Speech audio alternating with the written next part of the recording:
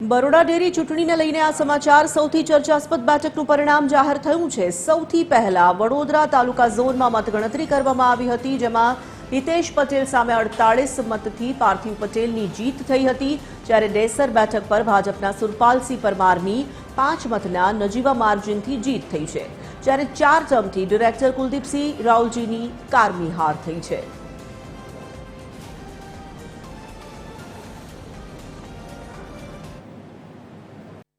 Pressure politics આમાં કામ કર્યું। ધારાસભ્યએ પોલીસનો ઉપયોગ કર્યો, સરકારી તંત્રનો ઉપયોગ કરી ધમકાયા, ડરાયા, ઘરેથી જબરજસ્તી ખેંચી લઈ ગયા અને મતદાન કર્યું। રસ્તામાં આવતો એને ગઈકાલે બી રોકી લીધા અને એમના ખેમામાં લઈ ગયા।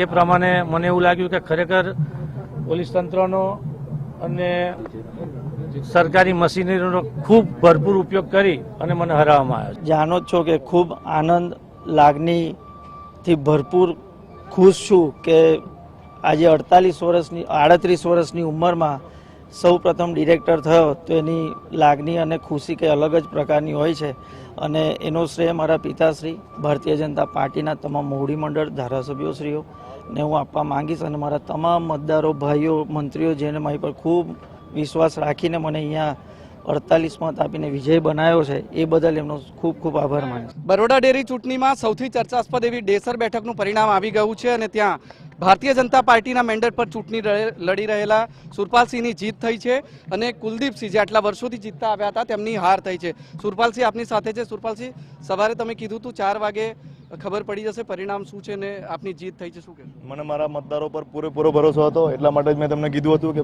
4 વાગે પરિણામ આવશે અને પાપનો ગળો ફૂટશે આજે એમ। કુલદીપસિંહના પાપનો ગળો કેવી રીતે ભરાયો અને કેવી રીતે ફૂટી ગયો? એમને કામ હતું કે જે મને મત ના આપે તે ડેરી બંધ કરી દેવાની, પછી એના લીધે આખું ગામ હેરાન કરવાનું, એ પાપનો ગળો હતો એમનો। પશુપાલકોનો હાય લીધી હતી એમને।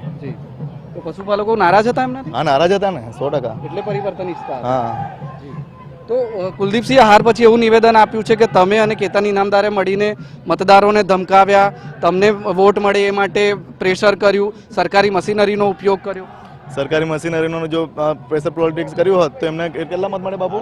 38 મત કેવી રીતે મળે એમને? 38 મત મળે જ ને એમને। ખોટી વાત છે। અને તમે સવારે જોતા હતા પશુપાલકો મતદારો એની જાતે મત આપવા પ્રેમથી આવતા હતા, પ્રેમથી મત આપ્યો છે બધા। આ પ્રકારના નિવેદનો શું સૂચવે છે? હાર પારી ગયેલા માણસને શું દેખાય? હાર તો કઈ રીતે પચાવવી પડે ને, એટલે એ બોલશે, ગમે તેવું બોલશે। તો હવે સુરપાલસિંહ બરોડા ડેરીમાં અવાજ ઉઠાવશે જો ખોટું થશે તો? હા, 100% ઉઠાવીશ। પાટલી પર હાથ પછાડવો પડશે? હા, પછાડીશ। મતદારોને કેટલો શ્રેય આપશો તમારી જીત માટે? પૂરેપૂરો શ્રેય મતદારોને જ જાય છે મારો જીતનો, અને અમારા સાવલી તાલુકાના લોકપ્રિય ધારાસભ્ય અને ભારતીય જનતા પાર્ટીનું સંગઠન ને આ શ્રેય જાય છે। હવે જીત્યા પછી બી જો બરોડા ડેરીમાં ખોટું થતું હશે તો સુરપાલસિંહ અવાજ ઉઠાવશે? હા, 100% અવાજ ઉઠાવીશ। આ સુરપાલસિંહ છે જે ડેસર બેઠક પર ડેસર ઝોનમાં વિજેતા થયા છે। તેમનું કહેવું છે કે જે રીતનું પરિણામ આવ્યું છે, મતદારો કુલદીપસિંહથી નારાજ હતા અને એટલા માટે તેમના પાપનો ગળો ભરાઈ ગયો અને અત્યારે ફૂટી ગયો છે। કુલદીપસિંહના આક્ષેપો સામે પણ તેમને પલટવાર કર્યો છે।